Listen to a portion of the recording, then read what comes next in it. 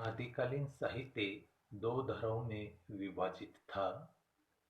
एक धारा वीरगाथात्मक साहित्य से जुड़ी हुई थी और दूसरी धार्मिक भावना से। चारण और भाट लोग राजाओं की प्रशंसा करते हुए वीरगाथात्मक साहित्य का सृजन कर रहे थे।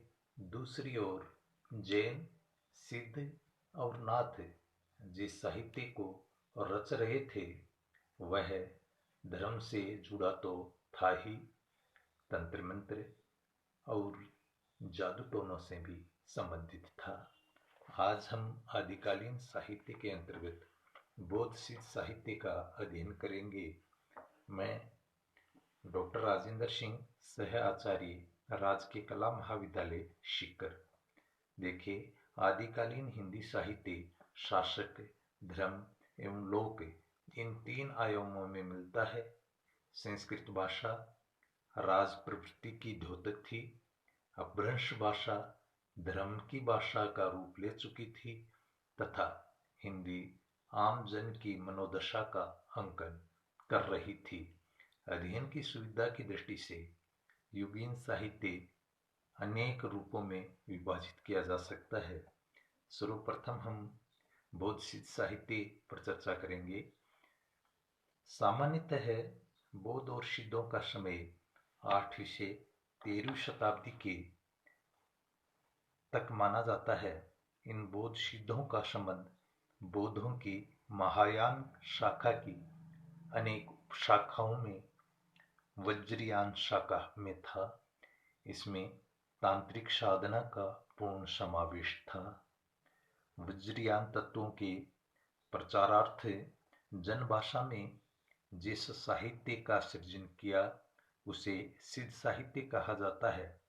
डॉक्टर राहुल सांकृत्यायन ने सरहप्पा के दोहा कोश में 84 वेदसिद्धों का नामोल्लेख किया है, जिनकी जीवनियों और रचनाओं का थोड़ा बहुत पता चलता है।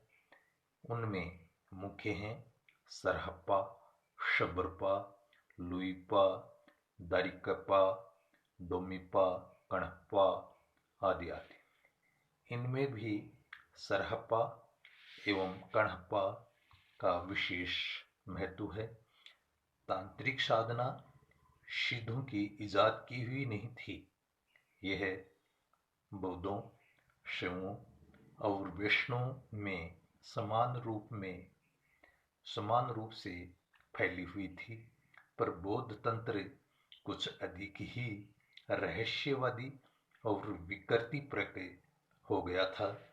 सारे तंत्रवाद का मूल तत्व देह है।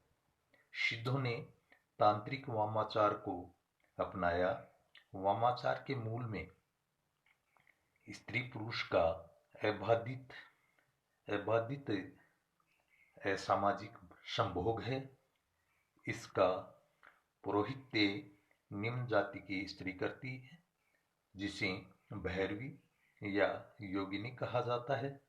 प्रज्ञोपाय यानी स्त्री पुरुष और पंचमकार मध्य, मास, मत्स्य, मैथुन, मुद्रा उसके साधन है।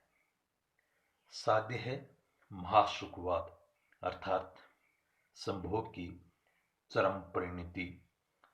जादू टोना, मंत्र, अभिचार भी इसमें सम्मिलित हैं। किंतु जहाँ तक सिद्ध जाति पाति की प्रथा, ऊंच नीच का भेद, शास्त्र विजड़ित तत्ववाद एवं बाह्य आडंबर का विरोध करते हैं, इस मायने में उनकी भूमिका निस्संदेह प्रगतिशील है।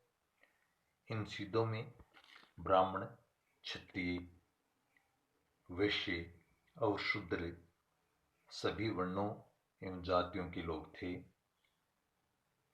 अब हम सिद्ध साहित्य की प्रमुख प्रवृत्तियों पर विचार करेंगे। नंबर 1, सिद्धों की रचनाओं पर तंत्र साधना का स्पष्ट प्रभाव दिखाई देता है। सिद्ध सुखवाद के सिद्धांत को मानते हैं। इनका मत था कि प्रज्ञा और उपाय के योग से महासुख की उत्पत्ति होती है। सिद्ध साहित्य में शून्य साधना का उल्लेख मिलता है। कुछ सिद्ध ब्राह्मण होकर भी ब्राह्मणवाद का खंडन किया है। सिद्धों की गुरु के प्रति अटूट श्रद्धा भावना रही है। इनके दोहों में रहस्य भावना की अभिव्यक्ति मिलती है।